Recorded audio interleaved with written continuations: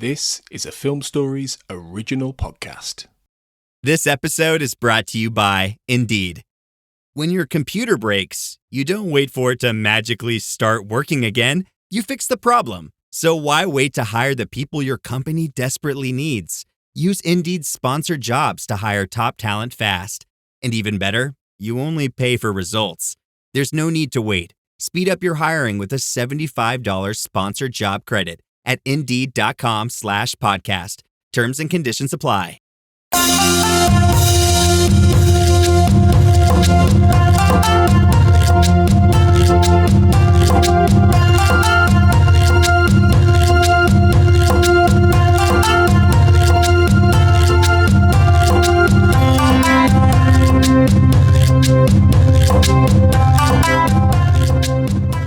Welcome to Japan on Film Podcast. I'm your host, Perry Constantine, and today we are doing sort of an interesting episode because we are covering a movie that is not a Japanese movie, but is about Japan, and that is 1974's The Yakuza, directed by Sidney Pollack. And here to talk about it with me is new guest, Kaz Wheeler. Kaz, how you doing today? I'm doing very well, thank you. How about yourself? I'm doing pretty good. Listeners, if you hear any background noise, my kids are home today and my wife is running errands, so apologies in advance. But anyway, Kaz, before we get too much into stuff, why don't you tell people a little bit about yourself? Yeah, like I said, my name's Kaz Wheeler. I am the host of a podcast called Didn't Get All of It Japan, which covers Japanese professional wrestling. We talk about all the big shows, most interesting news of the day, and some of the biggest happenings in the history of Japanese professional wrestling. Okay, cool. Now, Oh, sorry, go ahead. No, you go ahead. I was just going to say, what got you interested in Japanese professional wrestling of all things? Interesting. I started off with, your WWE, WCW stuff, like, most people do. But I had a bit of a falling out with Western professional wrestling, probably about 6-7 years ago. It just wasn't, it was not for me anymore. Guy who I talked to about wrestling a while back said some things just aren't for you, and that's okay, and you can let it go. So I kind of did. But before I did, I was like, I know I've heard of all these Japanese wrestling companies, and I've heard a lot of good things. Before I just check out completely, let me see what it's all about. And I just kind of fell back in love with wrestling, but from Japan, because it's just a different style. Just the form is different. There's just a lot of things that are, to me, are more interesting. It's presented more as this kind of a sport, I guess. Not that it isn't also entertainment. It still is, no matter where you are.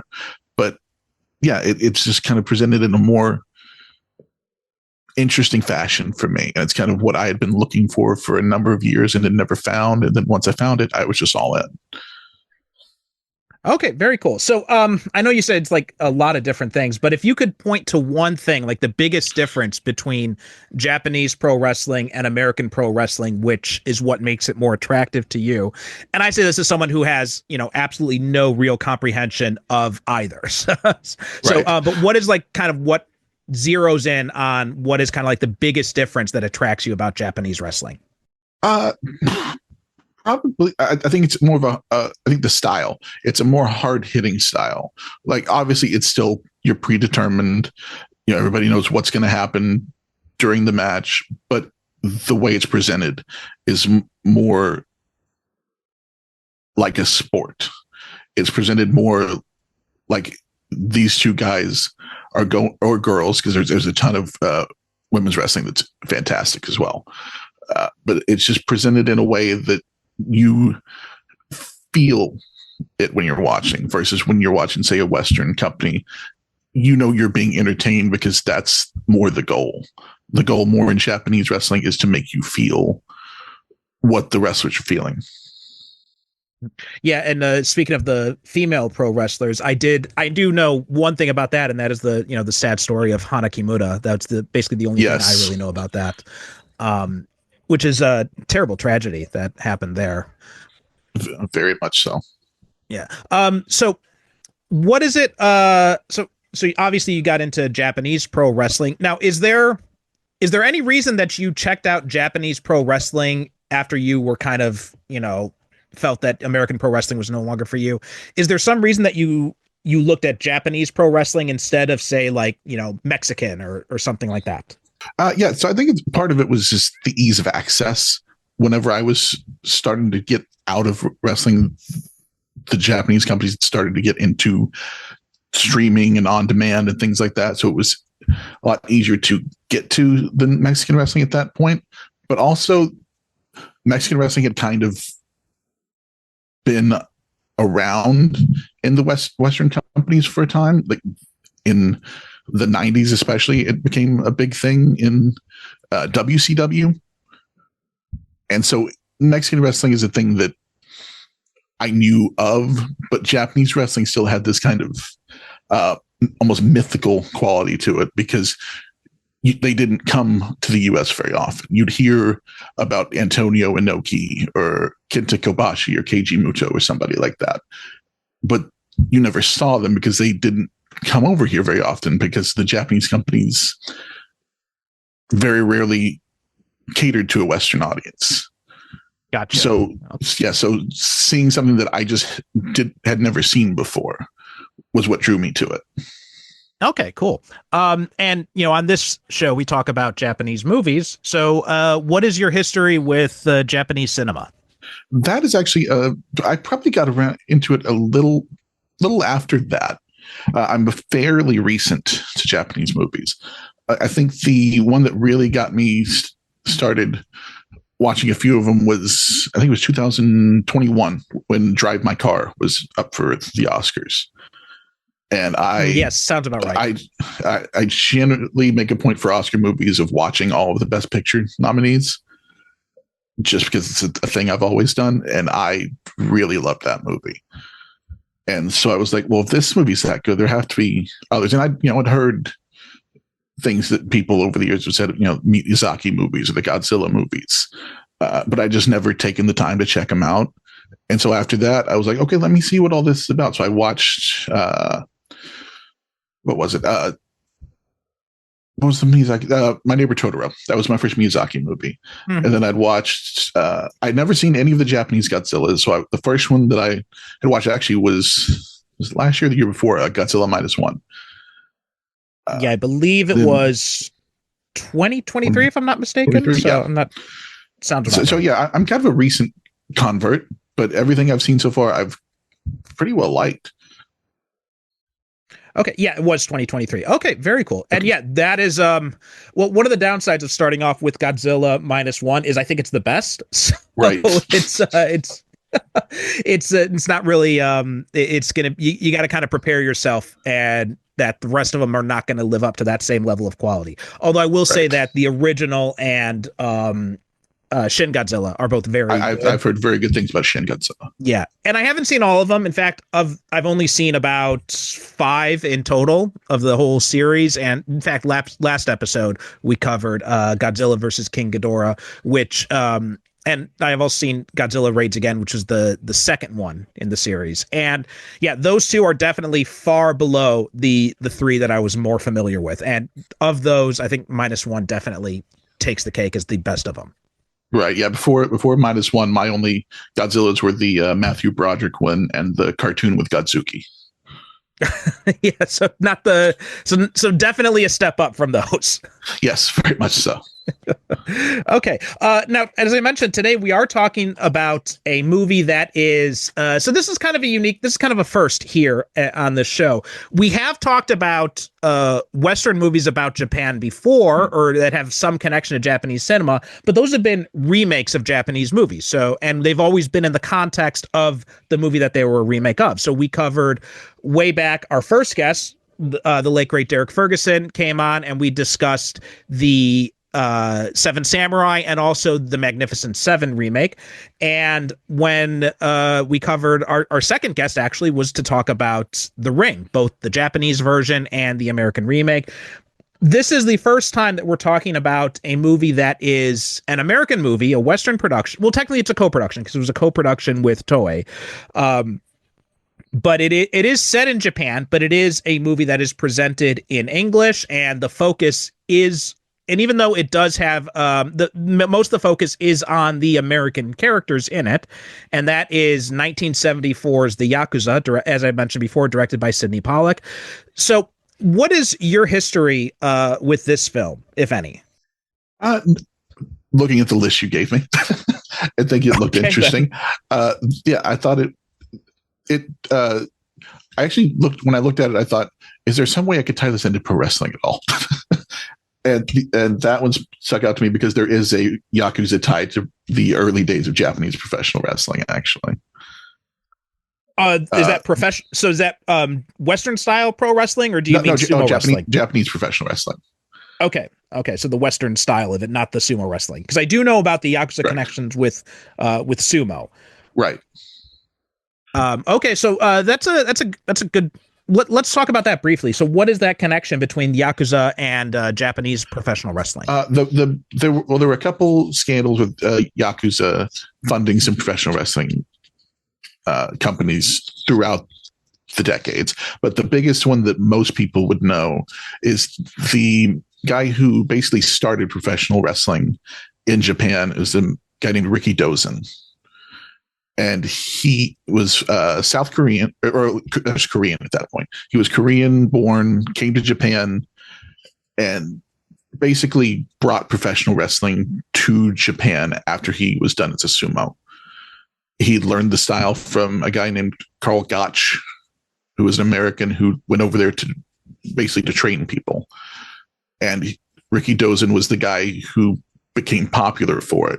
And he was drawing huge crowds in the 50s and into the 60s. And I believe it was 60, I want to say it's 64. I could be a little bit off on that.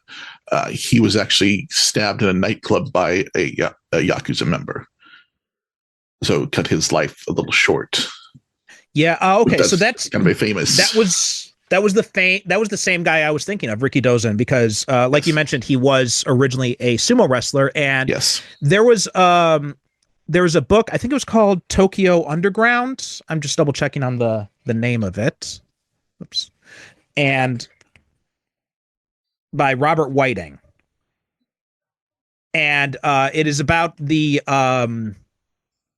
Tokyo Underworld, The Fast Times and Hard Life of an American Gangster in Japan by Robert Whiting. It's an excellent book, and it focuses on a American GI, a former GI named Nick Zappetti, who ended up staying in Japan and getting involved with the Yakuza. And Ricky Dozen is a character who features pretty heavily in that book as well. So I know about that history of. I wasn't aware that he had also been basically the father of Western style professional wrestling in Japan. So that's interesting. I didn't know that. Yeah, he's if you ever read any of his history, he's fascinating because he hid the fact that he was Korean for a very long time just because of the history between Japan and Korea, especially at that time. Yeah, and in fact, I believe his hometown. So he was born in Kankyo-nando Chosen, which is now South Hamgyong in North Korea. So yeah, he is from technically from the north. And I think he also did I think he had some connection with the North Korean regime at some point. I think he had done some propaganda stuff for them early on or something along those lines. I have some vague memory of reading something about that. You're probably thinking Antonio Inoki did a show in North Korea. Oh, okay. Maybe that's what it was. In 92, I want to say 92. I actually did a podcast on that show, so I should know the year, but I can't pull it off the top of my head. But yeah, they went to North Korea in a joint venture with Japan and North Korea and did that. It's a fascinating. They did a documentary on the Dark Side of the Ring series called that, and it's a fascinating watch if you ever get the time. Okay, interesting. Okay, and I think so what it was, I think Ricky Dozen did go to North Korea at one point, but I think it was just like a special thing to visit family. Right. Or something along those lines. So that's kind of what happened there. So I was kind of mixing up those two stories. All right. So thank you for that clarification. So my history with the Yakuza, this movie was honestly, it was it was back when iTunes, it was like in the early days of like iTunes movies, and it just happened to be on sale, and it was like a cheap buy. It was like $10, I think, and I picked it up sight unseen just because I'd never heard of this movie before, and I was curious about it, and I dug it. Like the first time I saw it, I think I was already living in Japan the first time I saw it, and I really enjoyed it. And in fact, I'm not sure if you're very familiar with American superhero comics at all, but one of my theories, very much so, yes. Okay, so one of my theories is that this movie was, and this is like my little conspiracy theory. I've never had anything to back this up, but I feel like Chris Claremont and Frank Miller based a lot of their first Wolverine miniseries on this movie because it seems to have very similar beats and themes to it. Robert Mitchum's character, Harry Kilmer, he's this guy who has this, kind of like this hard smoking, hard drinking kind of character. He's kind of this brooding type. He's got this violent past, he's got this love interest in there. So I feel like there was a lot of stuff that Claremont and Miller were taking from this story when they made that.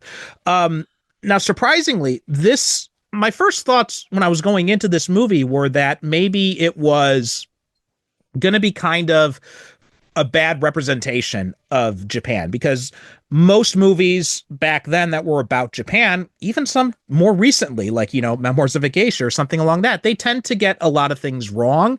They tend to be very stereotypical.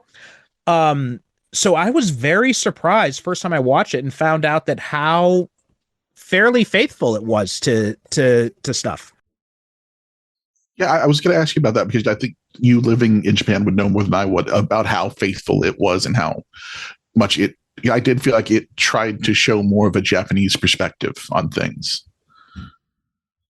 Yeah, definitely. It did. And one of the interesting things, too, is that it featured Ken Takakura as, sharing top billing with Robert Mitchum in the credits, which was unusual for the time. I mean, even more recently, like a lot of you don't very often get Asian actors getting top billing in movies. Even to this day, it doesn't happen very often. So for this to happen in 1974 was really kind of a big deal, I think. Mm-hmm. Oh, definitely. And this was made from a screenplay by Paul Schrader and Robert Towne. And the story came from Schrader's brother, Leonard, who had lived in Japan. He had actually fled to Japan to avoid the draft during Vietnam, and he ended up teaching English classes at university. But this was in the 60s, I believe. And during that time, there were a lot of student protests at the university. So many of these protests ended up shutting down the campuses, and Leonard Schrader ended up finding himself spending a lot of time in bars that just so happened to be run by Yakuza. So he was watching a lot of Yakuza movies at the time. He was listening to these stories that these Yakuza guys were telling him in bars, and he wanted to, and he also was really impressed by Ten Takakura, who had been in a lot of Yakuza movies at the time. So he thought it would be interesting to make a movie about a Westerner who became involved with the Yakuza.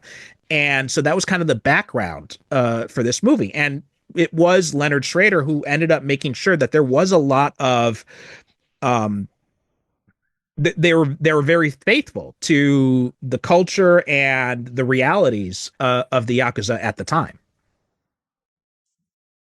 Yeah, it felt that way. It felt like they took a lot of care in this movie because even when right off the bat where it starts, it's the free agent, I think they call him, a free agent coming into the office of the Yakuza head, and immediately it's this. The way I worded it in my notes was this battle of politeness, almost. Mm-hmm. Yeah. Which I thought was fascinating because I wasn't, like I said, I wasn't sure what to expect from this movie, but that was not exactly how I expected it to start off with because when I think of a Yakuza movie, I'm thinking, gangster type movie, but in Japan or something like that. So I thought this was a really interesting way because they do this hand gesture that when I was doing research on it, that is basically supposed to show that they are unarmed. And Yes, it's supposed to be a sign of respect, essentially. Yeah. It kind of sets the precedent for the Yakuza having a code throughout the movie. Mm-hmm. Yeah. And in fact, one of the interesting things is the tagline for this movie, if you look at the original poster, is that 100 years ago, they were called samurai. And I think that was something that was done by the studio, because you notice that that's not mentioned in that opening info scroll about the Yakuza's history. So I feel like that was, and I thought that was kind of funny, because this is one of those things that Yakuza themselves always tried to trumpet about themselves, that it's kind of like this aspirational quality where they're like, oh, we are modern day samurai type of thing, when really they're not. And it's a common misconception. I feel like this movie helped play into that a little bit with that tagline, at least the tagline. But the movie itself, I think, does a pretty good job of showing some of the realities of stuff here. So what were some of the things that kind of jumped out to you or impressed you, or just that you really wanted to talk about with this movie? One of the, I actually forgot I had this in my notes until I read it. And it's funny you talked about Wolverine, because this almost felt like, and I could be completely off base. So this is what I felt watching the movie a little bit, that it almost felt like if you'd made James Bond American, an old man Bond movie, like Old Man Logan, but as a Bond movie in the 70s, because you have this grizzled old, it never really says, I guess he's a detective more than a spy. Yeah, it's him, oh, go ahead. All right, he was a GI, and then he ended up becoming working in the military police during the occupation. And he had fallen in love with Eiko, and then when Ken came back, and Harry basically, he felt bad about having to, like, Eiko told him, I can be with you, but I can never marry you. And so what he did was he gave her the money to buy the bar, and then he transferred, and then he transferred out of the military after that, and he went back home. Yeah, we never really see the in between of any of that. We're just kind of left to our imagination a little bit as to where he went in that time. Right. But yeah, it just felt like, because we have this, like I said, we had that open with the Yakuza, and then we have this, it's almost a cold open, and then we have this musical number with the credits, and felt very Bond-like to me, which I was not expecting, because you just don't get cold opens like that anymore, unless it's like a Bond movie or a Mission Impossible or something like that. Right. And then there's a scene when they're in, I guess it's a karaoke bar, is from what I could tell. And it felt a lot like a scene from, which Bond is it? Live and Let Die, where they go to a bar in New Orleans, and they're singing the theme from the movie while they're in there. And there were just some parallels there of these two guys going into a bar to talk while this is happening. And there's a lot. I really love and I'm not like a big score guy. I thought this had a great score to it. And there's these little themes that play throughout the movie, like when Eiko and Harry are together. I call it in my notes a love theme, but that plays every time that they're on screen together. There were just these little things that just reminded me of, if you were to make, like I said, an Old Man Logan version of a Bond movie, it felt kind of like that to me. Like, if you told me you remade this movie with Pierce Brosnan today, I could see it working very easily. Yeah, that is a really good idea. The idea of doing it as like an old man Bond type of thing. And I think Pierce Brosnan would be great to do something like that. I think it'd be a really interesting tack to take. But especially if you think about, You Only Live Twice, the movie when Bond was in Japan, and kind of the relationship he had with the love interest in that movie. And if you had kind of done something where he goes back after all this time, there are definitely some similarities. I could definitely see this being kind of a template for that, just as it worked as a template for that Wolverine comic. And some of the things that I really kind of notice is, well, first off, there was this one mention early on where I can't remember who it was who had said it. I think it may have been Oliver Wheat when he says that, Japan's always changing on the surface, but underneath it's still the same, right? And the Japanese are still Japanese. I feel like that is so true to what even modern day Japan is. What you see is because you're always seeing the stuff on the surface change, but it's always just the surface level changes. Deep down, there is still this idea of Japan being like almost like an unchanging culture in a lot of ways. So I thought that was a really interesting idea that they had mentioned. Yeah, very much so, because you always see Japan showing these tremendous modern marvels, I guess you would call them, but it always still feels like there's this undercurrent of Japan is still this, like, I don't want to say mythical again, but there is, especially from over here, it almost feels that because it's just such a different culture.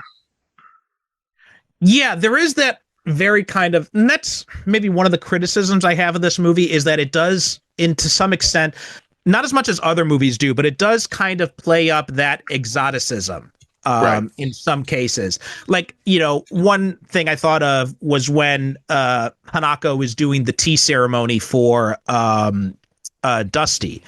She's doing this tea ceremony for him, and that is, from what I've seen of tea ceremonies, it does seem to be an accurate representation of it. But the thing is that is not an everyday thing. Like, people don't do that every time they drink tea. That is a very specialized ritual type of tea thing. It's not something that happens on a daily basis. And then, but the way the movie presents it is, it almost seems like she is doing it that way on a daily basis. Mm-hmm. Because, so I thought that was kind of an interesting thing there with it. But also there are a few points they made that I thought were interesting, because again, this comes out in 1974, which, although movies weren't shy about criticizing American foreign policy at that time, right? You did have anti-war movies starting to come out then. And so that was starting to become common. But when it came to World War II stuff, it was almost always portrayed as we were the good guys. Everything we did was in the right, and everything the Japanese did was in the wrong. Everything that we did to them, they had it coming, is kind of how it's been usually portrayed, even in modern movies, and especially in 1974. And yet they make the point, especially that the fire bombings of Tokyo by the U.S. killed more people than the atomic bombs, which is factual. If, like you'd mentioned Godzilla -1 before, that those scenes when we see him come home to Tokyo and it's just like completely leveled, that was exactly what it looked like back then. Right. So, but also the fact that they're criticizing the American occupation, right? And they're talking about how Eiko was almost killed by U.S. troops back then because she was turning to the black market to basically make sure she survived and to take care of her daughter. And that kind of stuff was very common back then, and you don't see that kind of ideas. And it's talked about very briefly. It's only like these very brief mentions of it. But I was really kind of impressed that the movie was willing to bring up those criticisms at a time when you didn't really see that happen. Right. Yeah, like we've said, it's very surprisingly, for a movie from that time, focusing a lot more on the Japanese experience of things. Like I was even surprised when they started the movie, they're calling them by their surnames first, which is how it's traditionally done in Japan, versus say normal American movie, you'd call him Ken Tanaka instead of Tanaka Ken. And that was just like right off the bat, it's interesting to me. Okay, so you're setting this from a Japanese perspective right off the bat, just by the way they're talking. And I found that very interesting. Yeah, I wasn't sure how to read that, because I feel like that was more the screenwriters trying to pay deference to how things are done in Japanese culture, as opposed to being the way it's actually done in reality. Because with my students, for example, when they introduce themselves to me in English, they always do it in the Western style with their first name and then their family name, as opposed to the Japanese style with family name and first name. So I did find it interesting that even in a Western context, when, Tanner and Kilmer are talking to each other, they're still doing it they're still relying on the Japanese naming convention, where I don't think if that was a realistic conversation, they would be doing it that way. So I think that was a case where they're trying more to just pay deference to the culture as opposed to how it would actually happen in reality. Right. So I thought that, and that's not something I can give like a whole lot of criticism of, because it's gone both ways in Japan. Like there are times when, you know, people have introduced themselves to me in English with their family name first. There have been times when there's no real consistency with it, even in like crediting actors in movies. Like you see that all the time with when Japanese movies are released in America or when Japanese actors appear in American movies. In older movies, I think it was more often that they were credited by their family name first. Like in this one, right? Takakura, I'm pretty sure, is credited as Takakura Ken in this. But in more modern ways, like Ken Watanabe, he's credited in the Western style. And other times it's complete. There's no consistency in how it's done. A lot of times is one of the problems. Let's see. One of the things I wanted to mention here is, just this idea of the whole Harry and Ken relationship, I thought was very interesting. And I think, you know, Takakura does an excellent job. I really think he's kind of like the VIP of this movie. I would agree, yes. Yeah, he really just kind of like commands every scene. And it's a very quiet commanding of the scene. Like he doesn't eat this. He's not chewing up scenery or anything like that, but it does feel like he just very subtly draws your attention to him whenever he's on screen. Mm-hmm. Yeah, he does not have to be Al Pacino. Right, exactly. But there's this very interesting dynamic where they're always talking about these differences, these cultural differences. And I feel like they're kind of doing that in a way to be ironic, because Ken and Harry are very similar characters. They're almost two sides of the same coin, I feel like. They both, even though, you know, there is kind of this idea of like this cultural divide between them, you know, they both seem to operate on the same code that each other lives by. I don't remember who says it, but at some point I know that someone describes Harry as I want to say, I don't remember the exact quote, but like a Japanese man in a Westerner's body or something like that. Mm-hmm.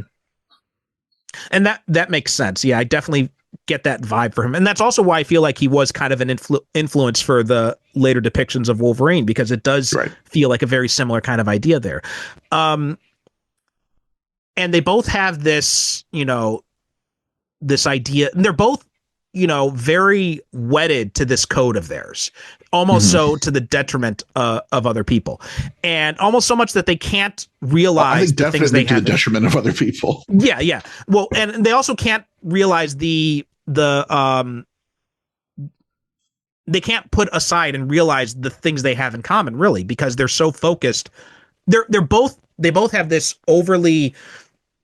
They're both way too focused on the past, I feel like. And I think that's because Dusty in this, every time I've seen this movie like maybe 5 times. Dusty honestly had always really kind of annoyed me in the movie, because it feels like he's only there to be a character for everyone to explain the Japanese cultural differences to. Otherwise, it doesn't feel like he has much of a purpose in the film. Mm-hmm. But when I was watching it to prepare for this episode, I noticed something interesting about. I had a different take on the fact that both him and Hanako are killed. So first off, what did you think of these two characters and kind of like the relationship that's established and the fact that they end up killing them before the end? Dusty and Hanako? Yeah. Yeah. I thought I certainly was not expecting Hanako to be killed. That surprised me. Now, once I'd seen the full movie, it didn't surprise me at all, because it made a lot of sense.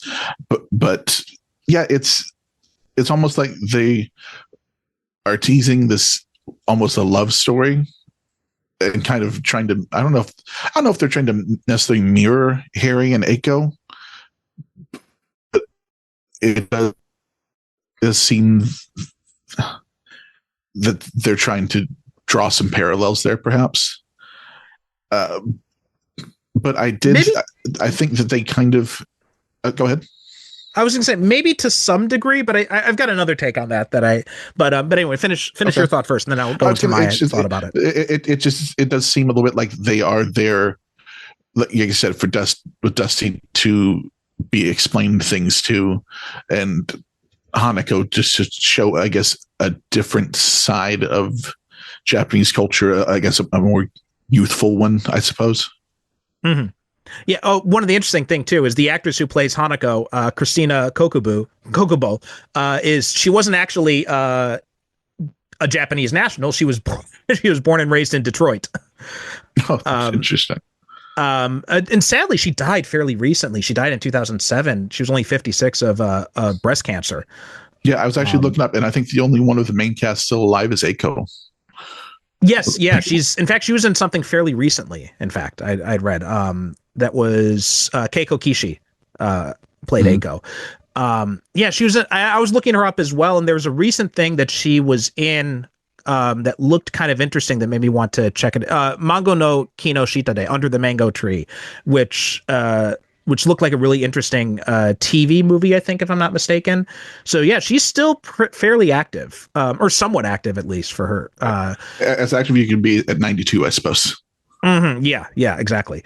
But anyway, my take on it is because there's this, even though, Dusty's obviously involved in this stuff and he's not like the most, cleanest of guys, there is kind of like this innocence to both him and Hanako, and they don't have they're not saddled with the history of the war and all that in the same way that Harry and Ken are, and Eiko as well. But also, George and Wheat too, to the same degree, because they were all there in Japan during the war. So, whereas, Hanako was just a baby at that time. So Hanako has this she occupies this very interesting milieu where she is the daughter of a Japanese soldier, but raised by an American soldier. And now she's comes and part of this, I'm not sure if this is necessarily by design in the movie, but the fact that they did cast a Japanese American actress in this role as opposed to a Japanese actress who could speak English suggests that it gives her an air of more cosmopolitan, a more like kind of like international type of feel to her character. And I feel like her relationship with Dusty, this kind of like burgeoning, idea of this, romance that seems to start to, the seeds at least are started to planted there, it does suggest this idea of, America and Japan, reconciling after all this time. Because also, this is 1974. This is at a time period. This is at a time when the war is still fairly fresh in people's memories, but Japan is becoming a player on the global economic stage, right? And then that would lead into the 80s where there was this kind of like competition mentality between America and Japan, where, there was the whole fear of Japan becoming, the dominant economic superpower, which then we had the loss, which we talked a little bit about in Godzilla versus King Ghidorah too, because that came out at the tail end of that era. And then of course we had the lost decade after the bubble burst. But I feel like Hanako and Dusty, they really kind of represent this possibility of American and Japanese reconciliation, this idea of a brighter future. And the fact that they end up getting killed makes me think that it connects back to the Ken, Harry, Eiko love triangle thing, where they can't get over themselves, right? They can't let go of the baggage of the past, and as a result, the future ends up suffering because of that. Right. Yeah, I was gonna say exactly that. Yeah, I guess the sins of the past are visited on the young, as they say. Yeah, I thought that was very interesting because a lot of basically the theme of the movie is the obligations that these people feel towards each other and the repercussions of all of it. and some of the repercussions are the deaths of Dusty and Hanako, and they seem to lose a lot more than they would have gained by just letting the past go. Yeah, I agree. Icy Hot Pro with 2 max strength pain relievers. Targets multiple pain receptors. Ice works fast, heat makes it last. The family that vacations together stays together. At least, that was the plan. Except now, the Dastardly desk clerk is saying he can't confirm your connecting rooms. Wait, what? That's right, ma'am. You have rooms 201 and 709. No, we cannot be 5 floors away from our kids. The doors have double locks. They'll be fine. When you want connecting rooms confirmed before you arrive, it matters where you stay. Welcome to Hilton. I see your connecting rooms are already confirmed. Hilton, for this day. And although I thought it was also interesting that this movie is called The Yakuza, this movie is billed on the fact that this is, going to be this crime drama featuring the Yakuza. And when I was rewatching it, a thought came to me, and I never really thought about this before. I think it's just because I get so wrapped up in the characters that I don't really notice it. But the Yakuza are really kind of a very minor point in this movie, aren't they? Yeah, there's really one big scene with them in the movie. Mm-hmm. I mean, you do have the whole idea. Oh, sorry, go ahead. It's fine. You have little interstitial things, and then you have the one big scene. But other than that, it is very rare that you actually see them do anything, which is interesting for a movie called The Yakuza. But that's even like the description of the movie is very much not what the movie is, because the description of the movie is that this detective is going to go find this young kidnapped girl, and that's all it tells you. And that happens within the first 30 minutes of the movie. Right. And then it's a completely different movie than you would expect if you're just going by what the description of it gives you. Mm-hmm. Yeah. And I find that very interesting. The fact that, in fact, if you could have changed this, you could have just completely removed the kidnapped daughter stuff from it. Mm-hmm. And even the fact that Ken himself is Yakuza, you could have removed that aspect of it too. And you wouldn't really have to change much about this film to make it make sense. No, not really. No. So I did think all of that was very fascinating. And I did think it's a movie that is really focused on these relationships, primarily between Harry and Ken, more than anything else. That's really kind of the relationship that anchors the entire film. And one of the things too about it is, what did you think about the ending when Harry decides to make amends by cutting off his finger, by committing yubitsume, which is when they cut off the finger? It was interesting. I thought it made a lot of sense in this movie, because we see Ken do it 10 minutes earlier when he is about to commit seppuku in front of his brother. Mm-hmm. And his brother says that, they've lost enough. Don't let me lose a brother as well. So he ends up cutting off his finger, because that is set up. I think it was in a conversation with Hanako and Dusty, mm-hmm. where she tells him about it, if I remember correctly. Yeah. Yeah. And it's basically, if I remember the description correctly, it's basically there's no way to pay the debt that they're owed in any real way. So this is the symbolic gesture of, this is, our debt is paid. This is forgiveness. And it was, I think it worked really well, because I didn't expect it until he turned back. I thought, oh, okay, this is the end. They walk away from each other, and nothing really gets resolved, because those are the type of people they are. And then when he goes back, I thought, oh, that's actually, I don't want to say beautiful, because it's very disturbing a little bit, but it's fascinating. And I did find it, I guess funny in the sense that when Ken cuts off his finger, there's very little emotion shown whenever he does it. But when Harry does it, he's just sweating bullets and passes out at the end. I thought was fascinating. But it because then right before that he says, "If you can forgive me, you can forgive Aiko as well." Yeah, because there's this underlying thing of that he's never been able to forgive Aiko for being with a Western man, while even though he had been basically lost during the war for a number of years. Yeah. I have mixed feelings on the finger cutting thing. I understand the symmetry of it, and I get all that, and yeah, everything you said, I do co-sign all of that.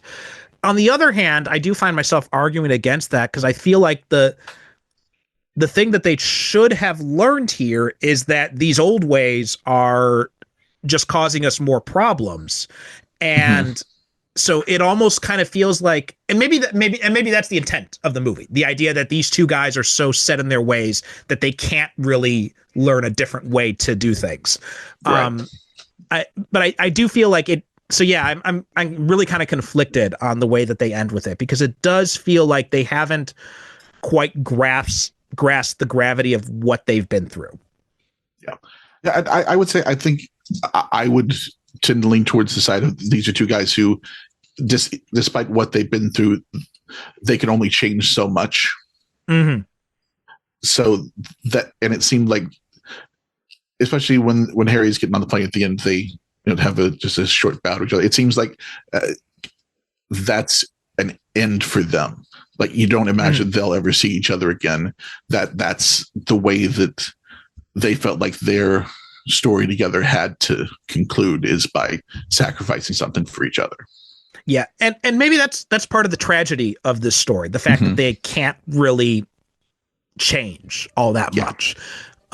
They can only accept each other within the confines of this code that they're both so wedded to. And yeah, that might be part of the tragedy of it. And also what do you think about the fact that because the Aiko thing doesn't really feel like it gets a resolution. Do you feel like one of them should have, like, maybe she should have gone off with Harry, or she should have stayed with Ken? Or do you feel like these three just have to go their separate ways by the end of the film? Yeah, I think like we've talked about, there's so much history between the three of them that I don't think there would ever be a perfect resolution for them. Yeah. Like, I think there's so much hurt between Aiko and Ken, and Harry and Aiko, and Ken and Harry. I don't know that there would ever, like, as much as you can tell that they care about each other, I don't think that there's enough there for them to be able to hide the decades of hurt that was between them. So I don't think that either of them being with Aiko wouldn't have worked for me as well. I think that they needed to all go their separate ways. Yeah, I feel like the same way. I mean, there was a part of me, I think, that felt maybe a little sad that they couldn't have. Oh, definitely. But I do feel like that is the right way for it to end. Although I do feel like we don't get enough from Aiko's side after Hanako's death, and I feel like there should have been. I would have liked to see something more from her. Yeah. About this, but we don't really see her after that point. Yeah, I was going to say, we get very little with her after, and there's not a lot of, you don't see much of the mourning that you would expect from that. Yeah, and yeah, I feel like that part of it is just, that is left a little bit open. I feel like, and it's not a long movie. It's only 112 minutes. I feel like they could have done a little bit more time to at least show us her side of things. Yeah. Now, some interesting things about this movie is that this actually did very poorly when it came out. I saw that. That shocked me. Yeah, Schrader called the reception of the film disastrous. It cost $5 million to make and brought back maybe $1.5 million. And though Schrader really liked Mitchum in the role, which I did too. I thought Mitchum was a great choice. But one of the people they were looking at was Robert Redford originally, but they decided not to because they felt he was too young at the time. However, Schrader said that if we did go with Robert Redford, we probably would have made a lot more money. And I read that before I rewatched it this last time. So I was thinking about it. What would this movie have been like if you had Robert Redford instead in that role? And as well, I think it would have been interesting, especially if maybe not at this time, but if this had been made like later, like maybe in the 90s or something, I think Redford would have been a really interesting choice. Yeah, I agree. Because this is like another Pollack movie, Jeremiah Johnson era Redford. And I don't think, he was too young for it. Like you said, he probably would have done better at the box office, but I don't think it would have been, wouldn't have had anywhere near the emotional weight this one has, having the older characters. Yeah.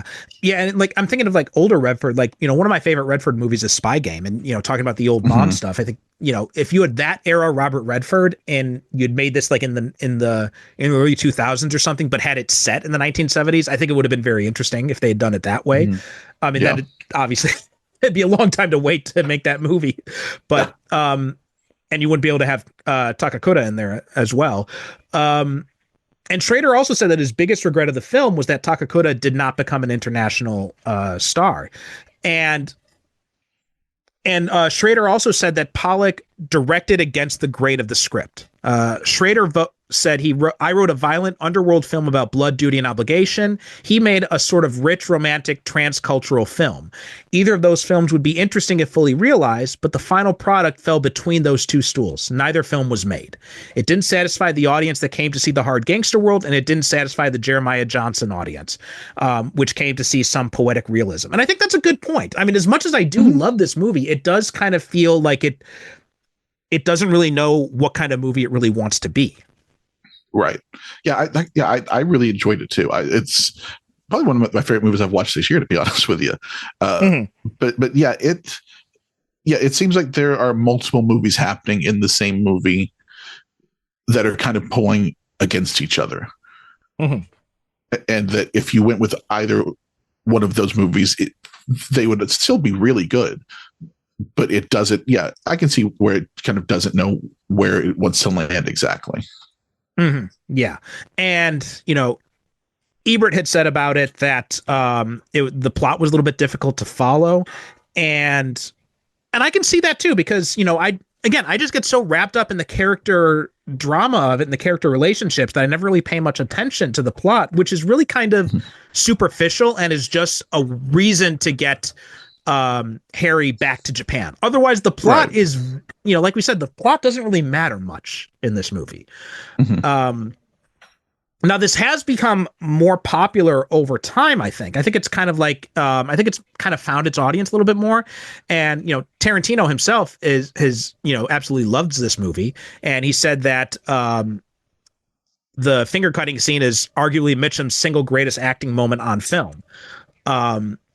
So yeah, it's a great movie, but I feel like it didn't get the attention that it deserved. And I feel like maybe it's a little bit forgotten, but everyone I know who sees this movie now seems to really dig it. Yeah. Like I'd never heard of the movie before I looked it up for this show, but yeah, like you said, now that I've seen it, I really do love it. Okay. Are there any other points you wanted to mention? Anything else that jumped out at you that we haven't talked about so far? The other thing I would ask about is how you felt about the one big Yakuza scene, the big fight scene near the end. I thought it was one of the more interestingly shot fights I've seen, because we start pretty much immediately with killing the big bad. Like the guy, Tono, the guy we're trying to get to, he's dead pretty much immediately, which you would think would be the climax of the big fight, but it's really just them fighting off the henchmen essentially. But I thought it was one of them, especially for in the 70s, I thought it was very well paced. Like it wasn't just this hack and slash thing that you might see, like in a 90s movie or something like that. And I thought it transitioned between Ken and Harry pretty well. I do think there's a little bit of you have to give a little leeway to Harry being able to fight off a gang of Yakuza members being.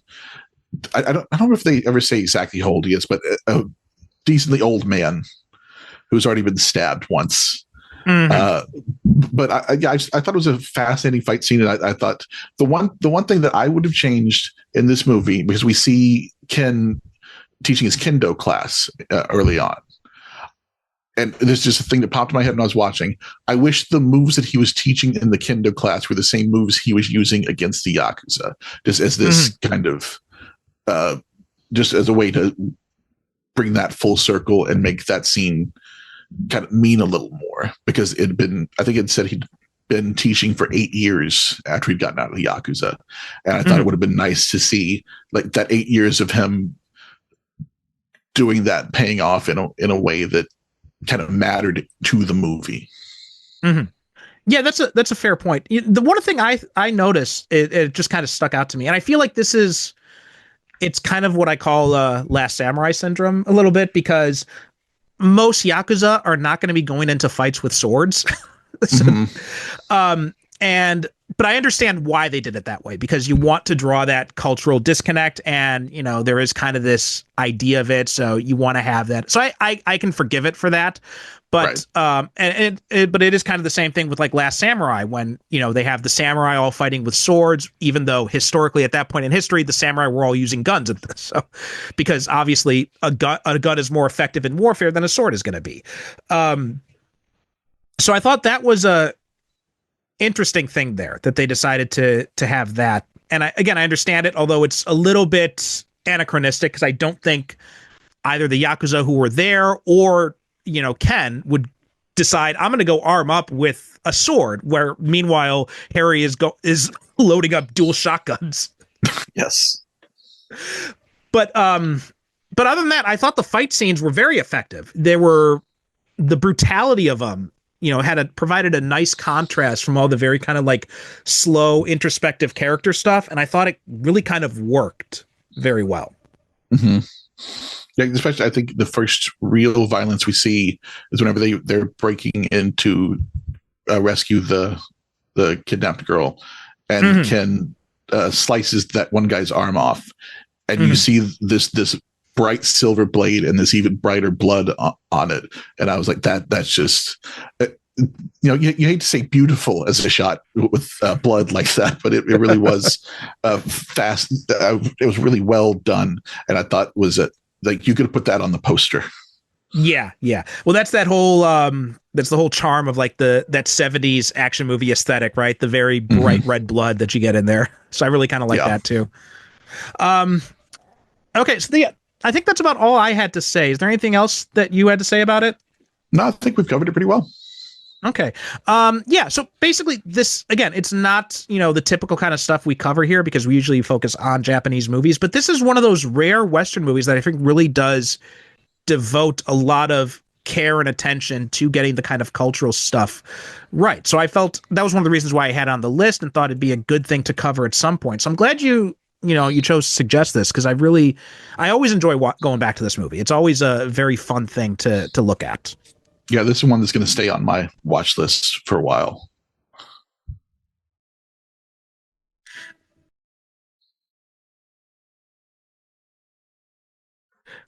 All right. So, well, that about does it for this episode. Kaz, why don't you tell people where they can find you? Yep. Like I said, my podcast is Didn't Get All of It Japan. You can find it on Apple Podcasts, Spotify, any place you can get podcasts. We are there. You can find me on Twitter at the Kaz Wheeler. On Blue Sky, I'm also, I think all of my social media is Twitter, Blue Sky, and Instagram. I'm all at the Kaz Wheeler, and you can get the podcasts, if you don't have one of those podcast apps, at fatal4pod.com. That's fatal, FOUR pod.com. And yeah, happy to talk this movie or anything else. I'm also just joined the Discord that you guys have, and I've been trying to get into some of those conversations there, so you can get at me on there as well. Okay, great. And, listeners, if you are not part of the Discord, that is the Film Stories Podcast Network Discord. You can find the link to that in the show notes. And we are japanonfilm.com. Japan on Film is the social handle. You can find us mostly on Blue Sky, but we're also on Instagram and Threads and Facebook, where we post release announcements. And also, as mentioned, we are a member of the Film Stories Podcast Network, so please listen up to hear what else is coming up from the network. Thanks for listening, and we'll talk to you next time.